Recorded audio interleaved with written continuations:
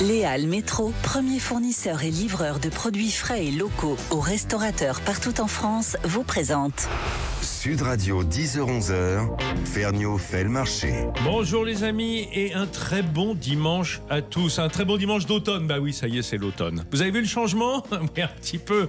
Ça s'est un petit peu rafraîchi. Mais dites-vous, ça va vous plaire, que l'automne, c'est la saison de la cuisine. Pourquoi c'est la saison de la cuisine? Parce que il y a encore les beaux produits de fin de saison, et notamment les fruits et légumes de notre été tardif. Et puis, c'est la saison de la cuisine parce qu'il commence à faire froid, justement, et qu'on a envie de manger des plats chauds, des plats qui nous réconfortent. Donc, on va se mettre un petit peu plus en cuisine. Fini les salades de l'été, on se met à la vraie cuisine. Et en plus, c'est la saison des vendanges. Ah, ben oui, les vendanges. Enfin, quoique elles ont été assez précoces partout, on va en parler dans 2 secondes. Mais on va dire, globalement, c'est la saison des vendanges. Et ce vin, il accompagne la cuisine qui va avec. Alors vive l'automne pour la cuisine, on va enfin déguster. Puis si on déguste, il y a des spécialistes. Sud Radio, Ferniaud fait le marché. Bonjour Philippe Forbrac. Bonjour Vincent Ferniaud. Philippe Forbrac, que j'ai piqué à Alain Marty dans Invino, qu'on retrouvera peut-être tout à l'heure d'ailleurs. Absolument, Bon, absolument. Voilà. C'est bien d'être avec moi. Alors je rappelle pour ceux qui ne sont pas des habitués d'Invino que vous êtes meilleur sommelier du monde, que vous avez été le président de l'UDSF, l'Union de la sommellerie française, que vous avez quitté il y a 1 an à peu près. Vous êtes également restaurateur. Moi je fais toute votre bio. Vous êtes restaurateur au bistrot du Sommelier à Paris. Absolument. Dans le 8e. Boulevard Haussmann. Voilà, boulevard Haussmann. Enfin, dites donc, vous trempez dans le vin, quoi. Il n'y a pas d'autre moyen. C'est une passion, donc on la diffuse par tous les ports, finalement. Bien sûr. Exactement. Alors, je vous ai fait venir ce matin, et merci d'être là pour nos auditeurs, parce que vous allez... on va dire animé, co-animé, vous êtes à l'origine enfin en tout cas vous allez vous retrouver dans pas longtemps au Fort des Rousses, dans le Jura, pour une manifestation exceptionnelle, un concours amateur mais de haute volée. Absolument, c'est le concours qui s'appelle le championnat du monde, c'est la finale du championnat du monde de dégustateurs amateurs, par équipe, est organisé par la Revue du Vin de France. Donc c'est un vrai challenge qui rassemble plusieurs dizaines. À laquelle vous êtes attaché aussi. Absolument. Ah oui. Absolument. Oui. Absolument. C'est quand même un média important. Et donc, c'est fantastique parce qu'on voit s'affronter, entre guillemets, pour le plaisir de partager aussi un grand moment, des équipes motivées, préparées, coachées, parce qu'ils sont 4 compétiteurs ou compétitrices, beaucoup de dans femmes chaque participent, équipe, exactement, et un coach qui ne goûte pas, mais qui écoute et qui synthétise l'information. C'est un truc de fou. Absolument, c'est un truc de fou. Oui, et un vrai mécanisme finalement qui consiste à analyser, à échanger des idées. Et finalement, à un moment donné, il faut prendre une décision, et c'est jamais évident parce qu'autour d'un verre de vin, à l'aveugle comme ça, on est quand même tous un peu perdus, et les idées fusent souvent. Il faut canaliser la bonne idée. Alors, il faut faire le bon assemblage, comme dans beaucoup de vins. Alors, ce qui est extraordinaire cette année, c'est que vous avez été accueilli. Votre hôte, que nous avons au téléphone ce matin, c'est Jean-Charles Arnaud, l'homme du comté Juraflore, du Fort des Rousses, dont je parlais à l'instant. Bonjour Jean-Charles Arnaud. Bonjour à vous deux. Bonjour Jean-Charles. Alors c'est formidable d'héberger ce concours de dégustation amateur, parce que vous avez un temple du fromage qui accueille en définitive les dieux du vin. Mais bien sûr, on a d'immenses salles voûtées, caves voûtées que l'on partage. Ça de l'espace, vous en avez, c'est sûr. Et puis quand il n'y en a pas, il en crée en plus, Jean-Charles.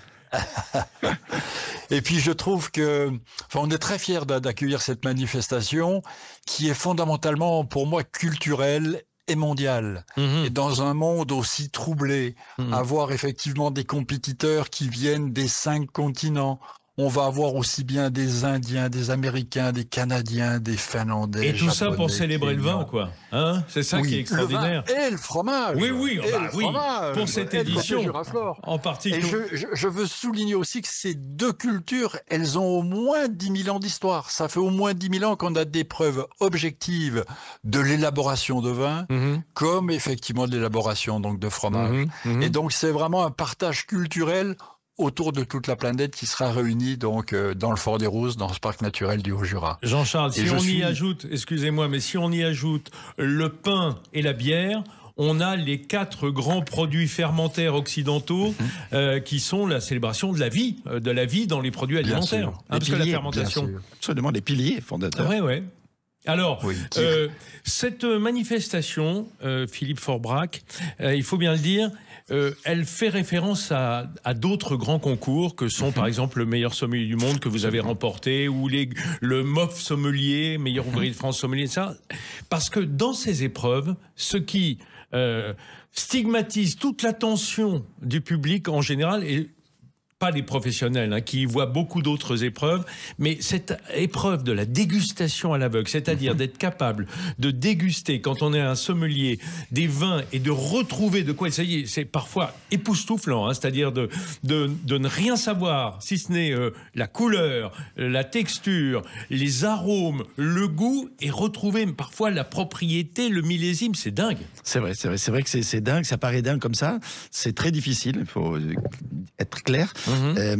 Et ça fait appel à des références, à une mémorisation particulière. Et vous parlez de la couleur, mais parfois on sert dans des verres noirs, c'est-à-dire qu'on ne perçoit pas les couleurs. Et là, c'est un calvaire, c'est une planche savonneuse terrible, parce qu'on peut même se tromper sur la couleur et servir les mêmes températures sur certains types de vins. Donc on dit souvent qu'un vin blanc servi à température de cave comme un rouge, on peut s'y tromper parfois sur des vins légers où il n'y a pas de tanin, par exemple. Absolument, sur des rouges frais, fruités, sans tanin. Voilà, esprit de certains gamay, etc. On peut bien sûr, on peut se tromper. Il n'y a pas de honte à ça, entre guillemets, parce qu'on fait une analyse la plus objective possible d'une situation qu'il faut décrypter et sur laquelle il y a effectivement pas de règle absolue. Jean-Charles Arnaud, on a envie de rapprocher ça de votre comté, évidemment, parce que lorsqu'on voit le travail des maîtres raffineurs qui travaillent dans les kilomètres de caves du Fort des Rousses, on déguste des comtés et de l'un à l'autre. Alors nous, on n'y verrait peut-être aucune différence, mais pour vous dont c'est le métier, il y a des paysages qui s'ouvrent à la dégustation dans chaque fromage. Mais absolument. Comme dans le monde du vin, si on a une année sèche ou plutôt pluvieuse, si on a une grande diversité floristique dans nos pâturages, la couleur de chaque fromage va changer, mais l'aromatique aussi. Un mois de mai où on a des jonquilles, des narcisses par millions, effectivement, dans notre Haut-Jura, évidemment, ça va laisser une empreinte organoleptique, disons, à ce fromage-là. Et ensuite, si on passe sur un fromage d'automne, on peut rentrer alors sur toute autre chose. Et d'ailleurs, on va proposer à Philippe une verticale de 4 comtés, effectivement, Juraflore, pour trouver les associations les plus propices. Ah, parce qu'il y aura des ateliers organisés par Philippe pour la dégustation des fromages et des vins. La veille, effectivement, et Jean-Charles a raison d'en parler. C'est-à-dire la quel veille jour de la compétition, c'est-à-dire vendredi. Vendredi 4, c'est ça? Le 4, absolument. Novembre, il y a des masterclass qui sont organisés pour tous les compétiteurs. Donc les gens viennent des 5 continents pour profiter effectivement d'une expérience particulière. Et celle proposée, dont fait référence Jean-Charles, c'est un duo tous les deux. Lui a proposé effectivement 4 comtés d'âge différents, une tradition qui a de mémoire Jean-Charles 6 mois à peu près. Oui, c'est ça. Un comté d'1 an, de 2 ans et de 3 ans. Je vous dis des bêtises, c'est le 4 octobre ou c'est le 4 novembre? 4 octobre. Octobre, on a dit novembre. Alors c'est le 3, le vendredi. Alors c'est le vendredi en tout cas qui précède la compétition. La compétition c'est le 4. Donc voilà, le vendredi 3 octobre. D'accord. Et donc on va faire cet atelier, cette masterclass, dit-on, où on va croiser finalement pas notre vision, mais on va s'associer, Jean-Charles et moi, pour pouvoir faire en sorte de faire passer un moment d'abord agréable et surtout très constructif sur ces accords insolites. Bon, alors c'est passionnant parce que ça fait partie de la culture française et du repas français qui est maintenant inscrit à l'UNESCO. C'est cette alliance du fromage, qui est un grand produit français, avec nos vins dont on n'a pas à rougir, il faut bien le dire, on reste assez leader sur le domaine. Jean-Charles Arnaud, vous voyez, Philippe nous parlait de la... on va dire de la concomitance des arômes, des saveurs qu'on peut trouver dans les deux produits. Est-ce que un fromage se révèle avec l'âge comme un vin, en définitive, selon vous? Très clairement. Et nous, un fromage peut passer dans 7-8 caves différentes, et on a très souvent de l'empyromatique, c'est-à-dire du fruit cuit. Avec, par exemple, une poire, effectivement, qui est passée à la poêle, qui caramélisera. Ça veut dire la réaction de Maillard, c'est ça l'empyromatique un peu? C'est ça. Oui, et donc vraiment, ces fruits cuits, effectivement, dans le fromage. Mais on peut avoir de l'umami, on peut avoir un goût de soin, on peut trouver vraiment du chocolat blanc. De l'oignon, du poireau. Bien sûr, végétal, mais aussi, alors évidemment, les fruits secs, les noisettes, mais on trouve aussi bien un chocolat noir qu'un chocolat blanc dans certaines de nos meules. Et on trouve d'ailleurs des achyléides communes à certaines plantes. Oui, des petites parties, effectivement. Des molécules aromatiques, vous voulez dire? En quelque sorte. Exactement. Philippe Forbrac, au fond, si on part du lait, entre deux laits, on ne fait pas tellement la différence gustative. Des laits frais qui viennent de montagne ou de plaine, c'est un peu comme le jus de raisin. Ça se révèle après fermentation et après maturation? Je pense que les experts peuvent déjà faire la différence au niveau du lait. Réellement. Jean-Charles peut nous le confirmer. Ils sont déjà différents, Oui, bon, évidemment. Mais pas pour nous béotiens. Comme entre différents cépages, finalement. Oui. En revanche, bien sûr, le terroir s'exprime. Le terroir s'exprime, tout le travail aussi par le travail d'affinage. Quand Jean-Charles nous parle tout à l'heure de faire évoluer les meules dans différentes caves, c'est parce que chacune donne une empreinte particulière. Et ça façonne finalement le style de fromage que l'on déguste. Messieurs, restez avec moi s'il vous plaît, si vous nous écoutez aussi. Dans une seconde, on va avoir un meilleur ouvrier de France fromager qui va apporter le contrepoint à ces alliances. Ça, c'est bien français de savoir exactement quel vin, quelle boisson correspond à chaque fromage pour faire le matching. Allez, à tout de suite. Léal Métro, premier fournisseur et livreur de produits frais et locaux aux restaurateurs partout en France, vous présente Sud Radio, 10h-11h, Ferniaud fait le marché. Mes amis, le vendredi 3 et samedi 4 octobre, un grand événement au Fort des Rousses dans le Jura, le championnat du monde amateur de dégustation de vin, un truc de fou organisé par la Revue du Vin de France.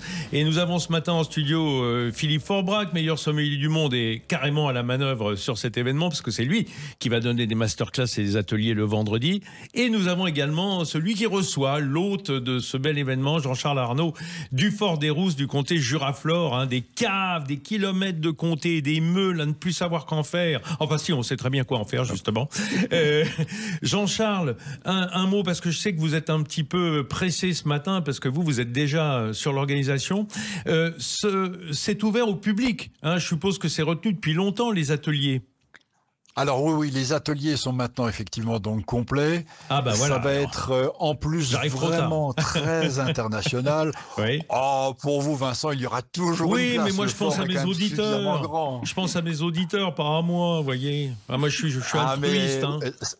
Voilà, mais il faut aussi un peu de recueillement pour pouvoir se concentrer sur les saveurs, sur le détail d'une texture, je me doute. sur la petite touche effectivement de noisette ou cette merveilleuse association avec les vins. Allez. On va partager la culture ensemble, voilà. Merci Jean-Charles Arnaud. Je vous appellerai après l'événement. Je vous laisse aller tourner les meules. Je sais qu'il y en a un petit... Combien il y en a? 150 000 dans vos caves? À peu près. Il faut que je recompte. D'ailleurs, je retourne tout de suite les compter. J'y vais. Il faut je vous embrasse tous les deux et à très bientôt. Compter une belle occupation. Merci Jean-Charles. On va tout de suite, si vous le voulez, Philippe Forbrac, appeler un meilleur ouvrier de France fromager, Xavier Turet, qui va nous donner son avis sur la question. Bonjour Xavier Turet. Bonjour Vincent. Merci d'être avec nous. Vous êtes meilleur ouvrier de France fromager, je dirais un pied dans le Roquefort du côté de Roquefort et un pied dans le Camembert du côté du Pays d'Auge. En tout cas, vos deux passions. Et puis vous êtes aussi un as des accords mets et vins, parce que de plus en plus on demande à son fromager souvent le conseil de quoi boire avec les fromages. Vous avez remarqué? Complètement. C'est toujours un désarroi de se dire, après cette bouteille de vin rouge qu'on a consommée sur le plat, qu'est-ce qu'on va entamer sur le fromage? Mais ça oblige les affineurs, comme vous, vos copains fromagers affineurs, à avoir une connaissance du vin. Déjà, j'ai toujours décrété une chose, c'est que pour l'essence même de faire du fromage, c'est d'évacuer toute l'eau qu'il y a dans le lait. Donc déjà, par essence, le fromage n'aime pas l'eau. Donc on ne peut pas marier le fromage avec de l'eau. Philippe Forbrac, vous le notez quand même, cet intérêt du fromager qui est un peu une deuxième jambe de ce bel édifice qu'est le vin et le fromage. Absolument, d'autant plus que franchement, l'instant vin, fromage et pain d'ailleurs, qu'il ne faut pas oublier, oui, bien sûr, fait partie des vrais plaisirs du gastronome. C'est une gourmandise. Et puis ça arrive au moment donné où finalement on se dit, est-ce qu'on va finir avec un sucré, est-ce qu'on finit avec un salé, pourquoi pas faire les deux. Mais s'il n'y a qu'un choix à faire, personnellement, je préfère finir avec un morceau de fromage.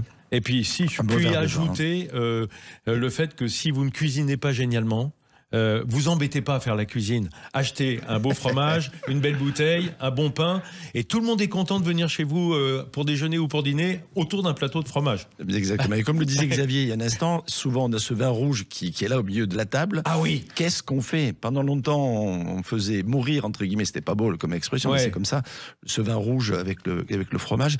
Mais souvent, à l'époque, on buvait des vins rouges qui étaient plus vieux, les tanins étaient plus mûrs. C'est le problème, le tanin avec le fromage?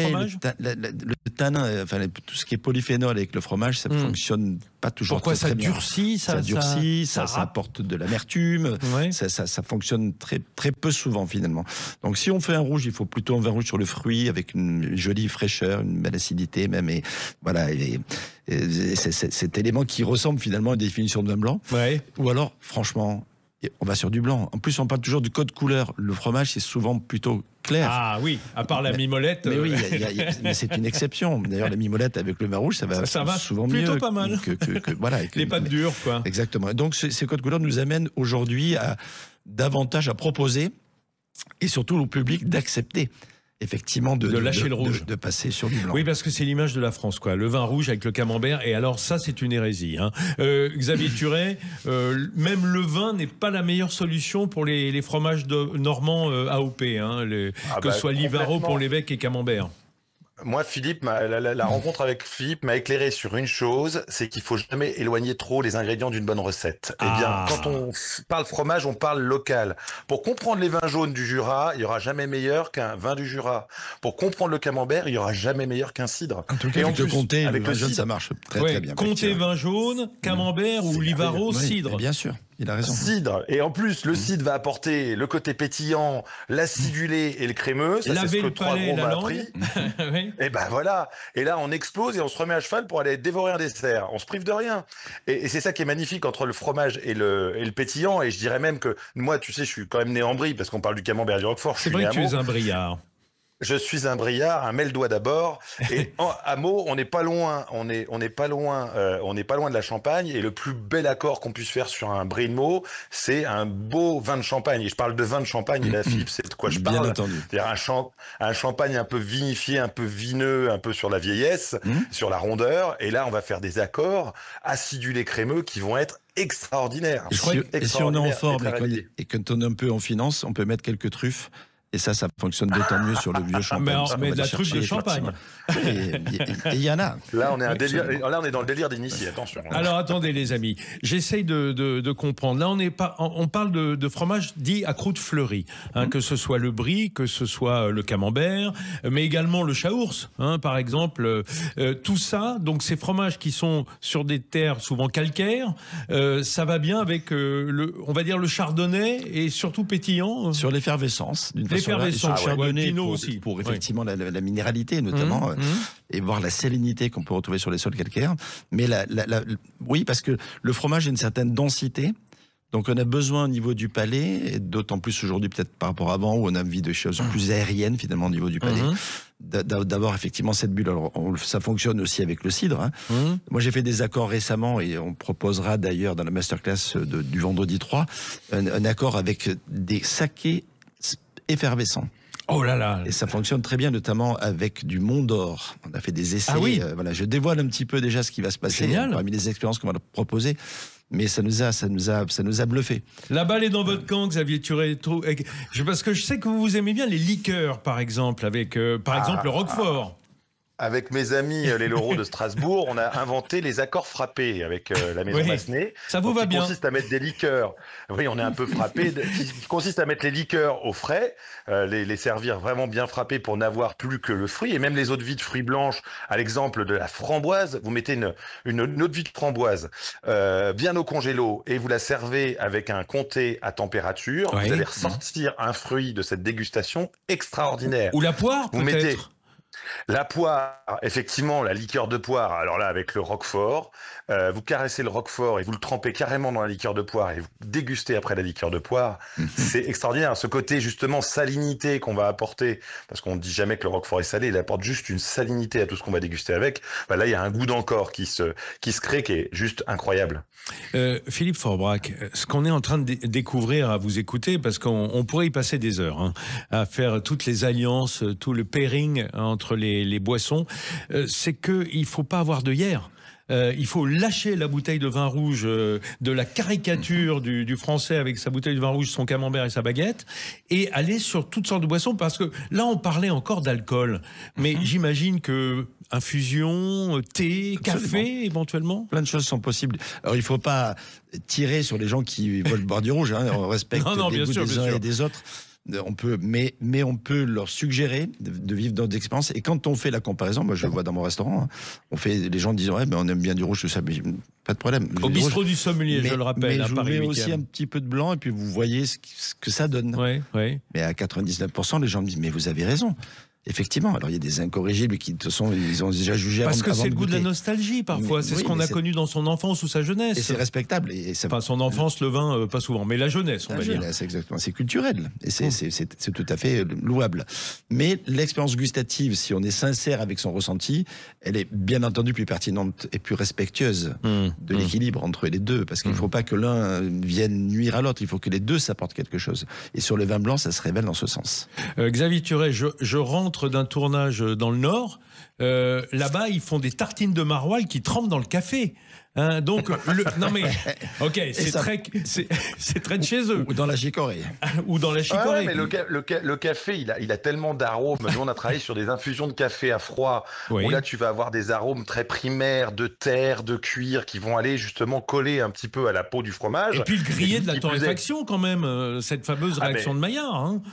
Complètement. Et là, on travaille avec Vincent Ballot sur ces liqueurs de café qui sont juste extraordinaires, qu'on va les marier avec une forme d'amber. Et là, on va avoir quelque chose de métallique, qui vont appeler vraiment, qui vont stimuler vraiment les papilles gustatifs. Et c'est extraordinaire. Et là, on est vraiment proche du vin dans son côté effectivement grillé et tannique, sans avoir les méfaits des mauvais tanins. Juste pour ceux qui entendent parler de ces liqueurs de café du meilleur ouvrier de France, torréfacteur à Marnay, en Haute-Saône, Vincent Ballot, ça s'appelle Jebena Bouna, référence à de l'Amérique, je pense, hein, parce que ça doit venir effectivement d'Éthiopie. Absolument. Et donc c'est la preuve que on peut se jeter. Et puis surtout, si chez vous avez des vins, même du rosé, même ou des liqueurs ou des alcools, allez-y, essayez, non? C'est ça le message, Philippe Forbrac. Absolument. Il y a toujours une flamme qui sort de l'essai qu'on peut faire. Ah bah écoutez, c'est magnifique.